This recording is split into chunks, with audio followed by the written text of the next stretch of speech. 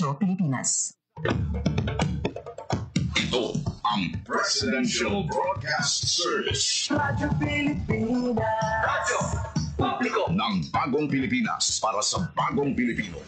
Naghahatid ng mahahalagang balita at impormasyon na guugnay ng pamahalaan sa sambayanan. Tulay sa himpapawid ng serbisyo publiko. Radyo Pilipinas. Radyo Publiko. Ang boses ng Pangulo. Sa Iloilo. Radyo Pilipinas. 585 AM. Ang oras sa Radyo Pilipinas alas 8 sa aga. Nagapanguna nga balita sa syudad, sa mga banwa, sa probinsya sa Iloilo, kag kaingon ng mga probinsya. Mga pananaw sa likod sa mga balita. Inyong mabatian sa Radyo Pilipinas Iloilo News. Mga balita na magasukata sa inyong aga. Ginbantayan, ginsunod, gintipon sa Radyo Pilipinas Iloilo News Team. Gikan sa hulot balitaan. Diretso sa inyong palamatian. Yari ang Radyo Pilipinas Iloilo News.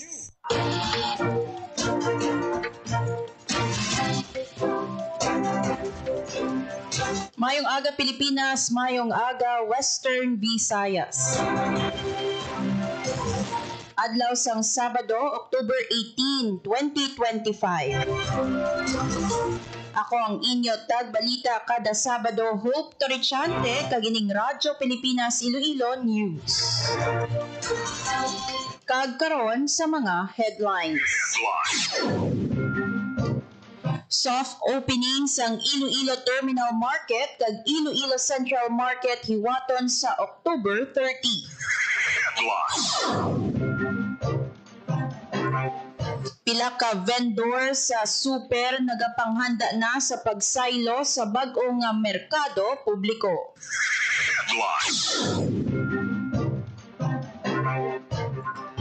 Masobra 12 million pesos nga balor sang illegal nga droga na kumpiska sang ICPO sa 15 ka adlaw nga anti-drug operation.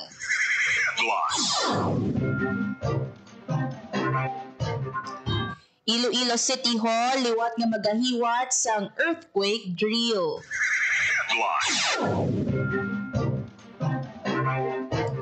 Kag PRO6 kag RAGPTD6 nagpatigayon sang holistic wellness seminar para sa mga pulis kag sa ila pamilya sa Antique.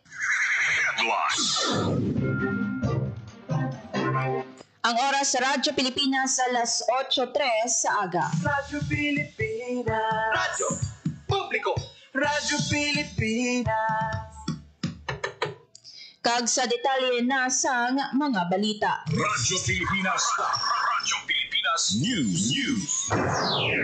Soft opening sang Iloilo Terminal Market kag Iloilo Central Market hiwaton sa October 30. Ang detalye sang balita sa report ni Janelle Baclay.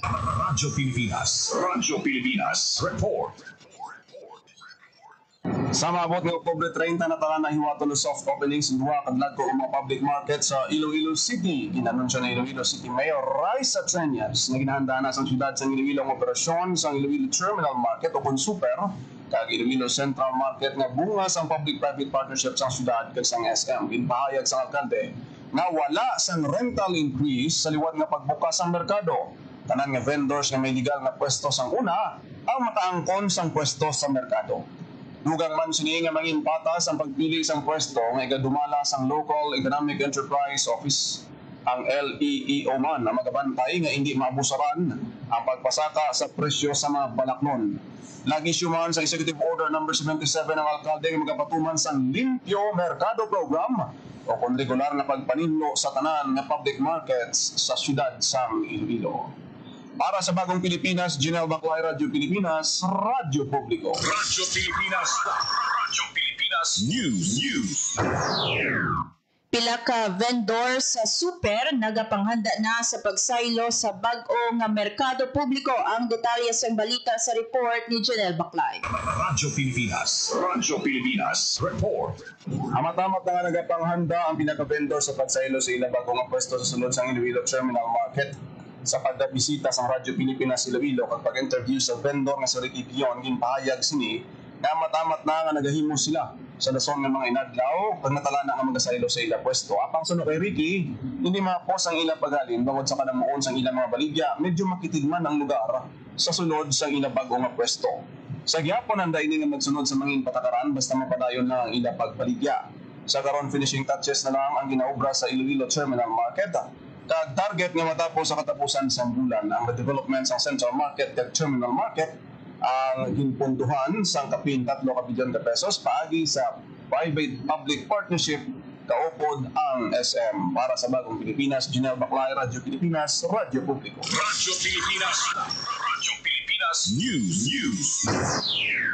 Sa piyak nga bahin kapin 1,500 ang nag-upod sa ginhiwat nga Yakap Run and Ride sang PhilHealth Region 6 subong nga aga October 18 antes ang gun start alas 5:30 sang aga. Isa ka programa ang ginhiwat sa Iloilo Provincial Capitol Grounds. Sa Yakap Run nagdalagan sang 5 ka kilometro ang mga partisipante halin sa Kapitolyo Provincial, Mulyiluni, Parola Wharf, pabalik sa Kapitolyo. Para naman sa 20-kilometer nga Yakap Ride, ang ruta halin sa Capitol, padulong sa General Luna Street, diretso sa Diversion Road, padulong sa Sambag, pabalik padulong sa General Luna, padulong sa Parola Wharf, nag-agi sa JM Basa, kag pabalik sa Kapitolyo. Pahayag ni Johnny Mihal Buna, Chief sa Public Affairs Office ng PhilHealth 6, nga magatanyag man ang pila ka accredited Yakap clinics ang first patient encounter para sa mga tumalambong sa Yakap Run and Ride. Radyo Pilipinas.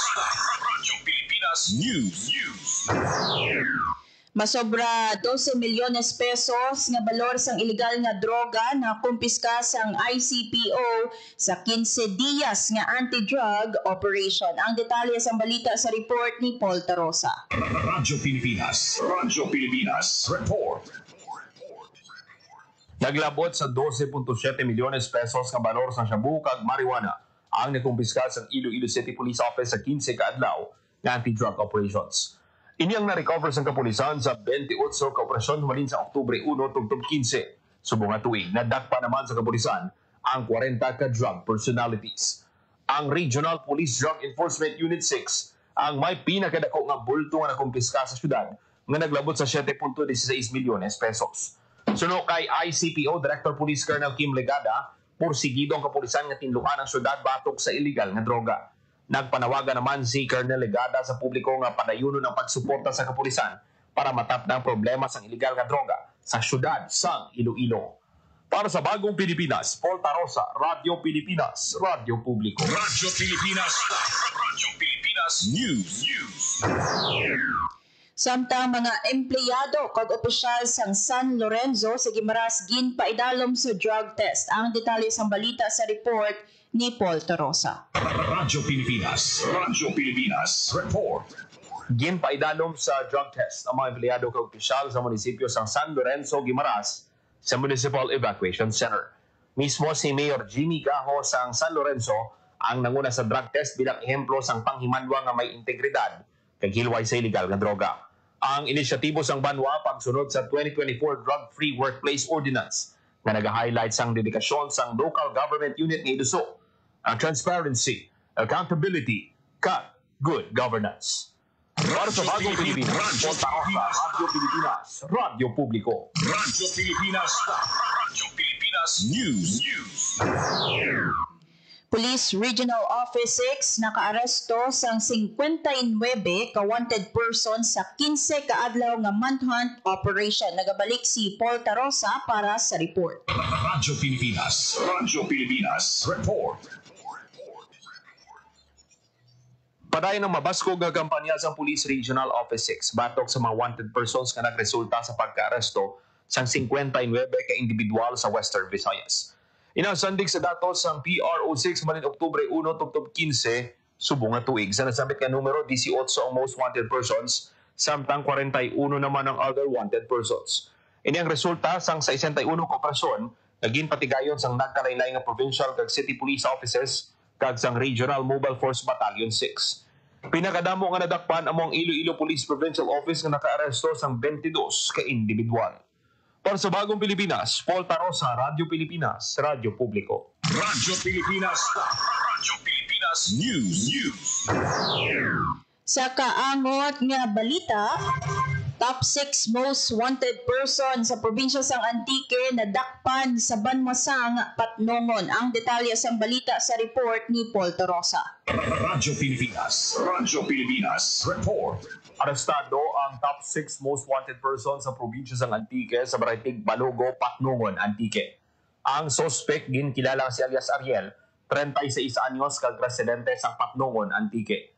Ang suspect nagapangatubang sang kaso nga pagdapas sa lascivious conduct under Section 5B sa Republic Act 7610 as amended by Republic Act 116. Ang pagka-aresto sa suspect ginpatigayon sa Criminal Investigation and Detection Group, Antique, Provincial Field Unit kag Patnongon Municipal Police Station.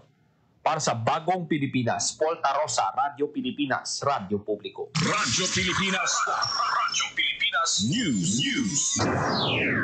Ang oras sa Radyo Pilipinas sa alas 8:11 sa aga. Radyo Pilipinas. Radyo Publiko. Radyo Pilipinas. Sa aton nga pagbalik dugang nga impormasyon kag balita bantayan sa Radyo Pilipinas Iloilo News. Itinuloy na po natin ang zero balance billing. Libre po. Ibig sabihin, ang serbisyo sa basic accommodation sa ating mga DOH na ospital, wala nang babayaran ang pasyente. Po, ang dami pong challenge, hindi po namin alam kung saan namin kukunin, ganon, nag-iisip kung paano namin mababayaran. Siyempre po, masayang-masaya, super saya po dahil na zero billing po kami. Opo, malaking, po talaga, malaking tulong po. Mabilis lang din po. Bayad na ang bill ninyo. Uulitin ko, wala nang kailangan bayaran ng pasyente basta sa DOH Hospital dahil bayad na po ang bill ninyo. Naiyak ako kasi sobrang saya. Maraming salamat po, Mr. President Bongbong Marcos Jr. Hindi kami nagkamali ng tamang general. Magandang araw, si Dingdong Dantes po ito. Binahaba ang bahay mo.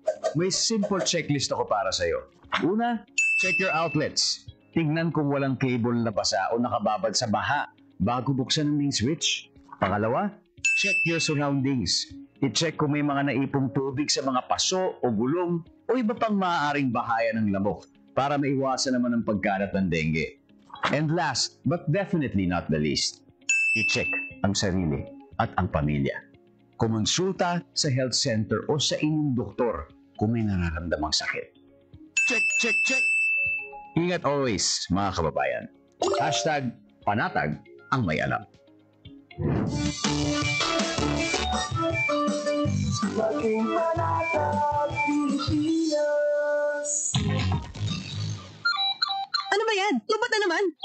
Asan ba charger ko? Kaka-charge ko lang kanina. Nakasaksak naman habang ginagamit ko. Ala, bakit tayo umabot sa 100%? Oh yeah! Hindi na umaabot sa full capacity ang baterya ng telepono mo dahil palagi mo itong ginagamit habang nakasaksak. Ang magandang senyales para i-charge ang mga mobile devices ay kapag nasa 15 to 20% na lamang ang buhay ng baterya nito. Huwag naman ito palampasin ng 90 to 95% para hindi masira ang inyong mga gadgets. Laging tandaan, sa pagkonsumo ng kuryente, you have the power. Ho-ho! Para sa karagdagang impormasyon at energy-saving tips, hanapin ang Department of Energy sa Facebook o bisitahin ang doe.gov.ph. This is a public service announcement by the Department of Energy in partnership with the Presidential Communications Office and Radyo Pilipinas. Time to celebrate kulturang Pinoy. Tradisyon, musika, sining, literatura, at iba pa. Anything and everything fun and Filipino. Ito ang Pinoy Kultura. How could you ever forget the magical feeling that courtship or panliligaw brings in your younger years? High school life, for my high school life, every memory kay ganda.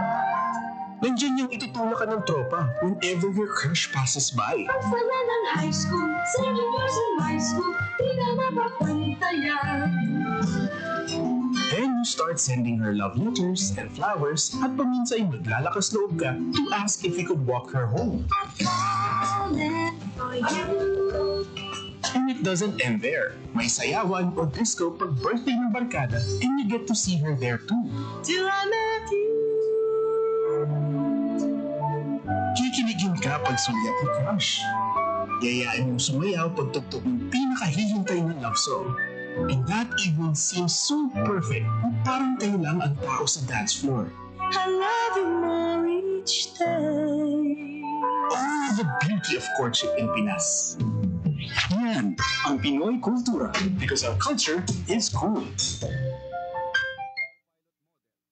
Ang oras sa Radyo Pilipinas alas 8:15 sa aga. Radyo Pilipinas. Radyo Publiko. Radyo Pilipinas. Sa gihapon ini ang Radyo Pilipinas Iloilo News kagini si Hope Torichante sa pagpadayon sang dugang nga balita. Radyo Pilipinas. Radyo Pilipinas News. Liwat nga nagpakigbahin sa giniwat nga earthquake drill sa City Hall ang mga empleyado kabahin sang pagpasanyog sang disaster preparedness. Ini na ang ikaduhang nga hugnat sang drill sa diin gintakos ang ila kahandaan kasunod sang mando ni Iloilo City Mayor Raisa Treñas nga pasanyugon ang emergency response protocol sang mga opisina.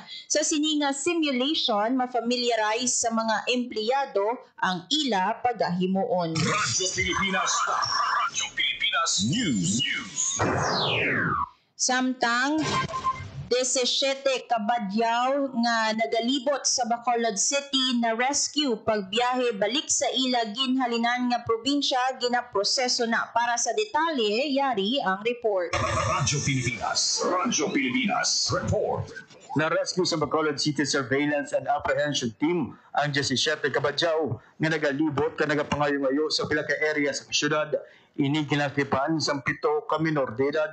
Sunod sa Bacolod City Government, ang mga na-rescue nga badyaw, temporaryo nga nagatiner sa Bacolod Arts and Youth Center, samtang nagapadayon ng assessment, profiling, kag orientation. Ang Bacolod City Government nagpakigangot man sa DSWD kag sa lokal nga panguluhan sa Zamboanga kag Hulusulu para maplastar ang pagbalik sa ilang mga natungdan nga lugar. Sa karon nagapadayon ng rescue operation sa Bacolod City Government kag ginahingyo gihapon ang operasyon sa komunidad sa pag-report sa Bacolod Anti-Mendicancy Hotline para sa madasig na pag-aksyon. Para sa Bagong Pilipinas, JP Hervas, Radyo Pilipinas, Radyo Publiko. Radyo Pilipinas. Radyo Pilipinas News. Western Visayas may 0.5% nga headline inflation sang September 2025 suno sa PSA. Radyo Pilipinas. Radyo Pilipinas. Report. Nagdangat sa 0.5% ang headline inflation rate sa Western Visayas sa Setyembre 2025. Ini ang mas mataas sa negative 0.3% nga nabalag sa Philippine Statistics Authority o kung PSA sa Agosto, apang mas malubo sa 3.3% nga nabalag sa ahensya sa Setyembre 2024. Sunod sa PSA 6, ang pagsaka sa overall inflation sa rehiyon resulta sa mas mahinay nga tuigan nga pagsaka sa index ng housing, water, electricity, gas, and other fuels kag mas madasig nga pagsaka sa index ng transport.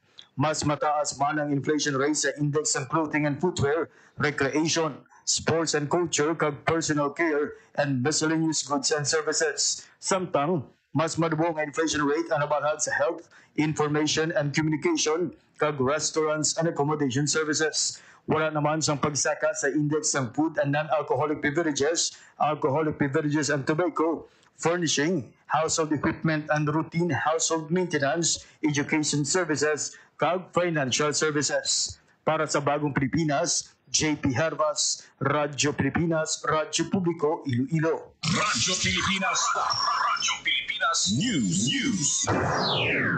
Samtang voters registration sang Commission on Elections iwat nga magabukas sa Lunes, October 20. Ang detalye sang balita sa report ni Janelle Baclay. Radyo Pilipinas. Radyo Pilipinas. Report. Handa na ang Komisyon ng Eleksyon ni Iloilo City sa pagbaton sa mga botante nga magaparehistro sugod sa Lunes, Oktubre 20. Sa interview sa Radyo Pilipinas Iloilo kay City Comelec Election Assistant Tudyo Fansayno, ginpahayag niya iwato ng voters registration sa Robinson Saro sa diin mihimo makapadulong ang mga botante sa barangay and SK election sa good magparehistro. Magalawig tugtog Mayo 18 ang registration. Sa diin sara nga makaparehistro ang edad 15 anyos pataas. Nakitman sa pagabatunon ang mga transfer of registration, change of status, reactivation, correction of entries, updating of records at PWD, senior citizens, IPs, kag iban pa. Makabukas ang registration alas 8 sa aga tugtog alas 5 sa hapon. Alin Oktubre 20 tugtog 24 sa Robinsons Haro, kag Gasaylo sa MH Del Pilar Haro sa Oktubre 25. Para sa Bagong Pilipinas, Junel Baclay, Radyo Pilipinas, Radyo Publiko. Radyo Pilipinas. Radyo Pilipinas News. 28 ka mangunguma sa Jordan Guimaras nakagraduate na sa Farmer Field School. Ang detalye sa balita sa report ni Paul Tarosa. Radyo Pilipinas. Radyo Pilipinas. Report. Magkaliga na masobra 2 ka bulan nga pag-eskwela sa pagpanguma nakagraduate na sa Farmer Field School ang 28 ka mangunguma sa Barangay Bugnay, Jordan Guimaras. Dinapit sa graduation ceremony umo si Jordan Mayor John Edward Gando kag mga katapo sa Municipal Agriculture Office. Sa ginpatigan nga graduation ceremony nakabato ang mga mangunguma sang certificate kag kagamitan sa pagpanguma kag seedlings. Sa 16 ka semana nga pag-eskwela sa mga mangunguma, badamo nga farm techniques kag skills ang ila natun-an nga dako nga bulig sa ila pagpanguma. Ginapanghinmulahan sa lokal nga panguluhan ang mga mangunguma sa pag-graduate kag nagalaom nga magsanyo pa ang ila pagpangabuhi pinagi sa ila mga natun-an. Para sa Bagong Pilipinas, Paul Tarosa, Radyo Pilipinas, Radyo Publiko. Radyo Pilipinas. Radyo Pilipinas News. Police Regional Office 6 kag RAG-PTD 6 nagpatigayon sang Holistic Wellness Seminar para sa mga pulis kag sa ila pamilya sa probinsya sang Antique. Ang detalye sang balita sa report ni Paul Tarosa. Radyo Pilipinas. Radyo Pilipinas. Report. Nagpatigayon sang Holistic Wellness Seminar ang Police Regional Office 6, Regional Advisory Group for Police Transformation and Development 6, kag Antique Police Provincial Office sa Antique PPO Headquarters. Nagpartisipar sa aktibidad ang mga pulis kag ila pamilya sa mga diskusyon kag interactive activities nga nagtutok sa family bonding, financial literacy kag future planning. Pinahagi sini mapabaskog sa kapulisan ang pundasyon sa Tagsanila kapamilya. Ang seminar pagsuporta sa programa ni PNP Chief Jose Melencio Nartates nga dapat pasanyugon ang pag-atipan sa kapulisan pati na sa ila pamilya. Para sa Bagong Pilipinas, Paul Tarosa, Radyo Pilipinas, Radyo Publiko. Radyo Pilipinas. Radyo Pilipinas News. Sa piyak nga bahin, suno sa pag-asa posible nga magpalapit ukon maglandfall si Tropical Storm Ramil sa Catanduanes subong nga hapon. Padayon ini nga nagahulag padulong sa Central kag Southern Luzon kag buwas magapalapit ini sa Camarines Norte. Si kaduwa nga higayon posible nga maglandfall liwat sa Aurora ukon Quezon buwas sang aga ukon hapon. Pagkatapos ang landfall tabukon sini ang Northern kag Central Luzon areas. Suno sa pag-asa ginapaabot ang direkta nga epekto sang bagyo sa madamo nga partes ang Luzon upod ang Metro Manila. Radyo Pilipinas. Radyo Pilipinas News. Kag sa katapusan nga balita, ginpahanumduman sa Department of Agriculture ang mga mangunguma kag mangingisda nga magpabilin nga nakaalerto bangod sang Tropical Storm Ramil. Suno sa pag-asa, posible nga maapektuhan ni Bagyong Ramil ang 925,100 hectares nga agricultural areas nga mayara sang mga tanom sa Cordillera Administrative Region kag sa Regions 1, 2, 3, 4A, 5 kag Region 8. Ini ang mga duta nagalakip sang 831,821 ka hektarya sang palay kag 99 ka hektarya sang mais. Ginahingyo sa mga mangunguma nga anihon ang mga tanom nga lapit na nga maghinog kag ibutang sa mas safe nga lugar ang mga binhi kag kagamitan. Samtang ginapanumduman man ang mga mangingisda nga hindi na magpalayag bangod sa malain nga kondisyon sang kadagatan. Suno sa pag-asa, ginapaabot nga mabatsyagan ang direkta nga epekto ni Bagyong Ramil buwas sa kadam-an nga parte sang Luzon upod ang Metro Manila. Radyo Pilipinas. Radyo Pilipinas News. Ang oras sa Radyo Pilipinas alas 8:25 sa aga. Radyo Pilipinas. Radyo Publiko. Radyo Pilipinas. Kagamayad tong mga balita nga natipon sang Radyo Pilipinas Iloilo News Team. Radyo Pilipinas. Radyo Pilipinas.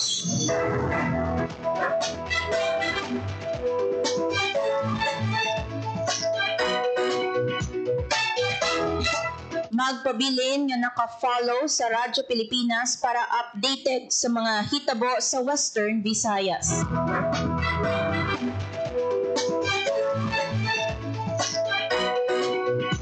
Kaupod si Alan Defante kag Vermore Aventura sa engineering team. Radyo Pilipinas. Radyo Pilipinas. Para sa Bagong Pilipinas, ini si Hope Torrichante, Radyo Pilipinas, Radyo Publiko. Radyo Pilipinas. Radyo Publiko. Radyo Pilipinas.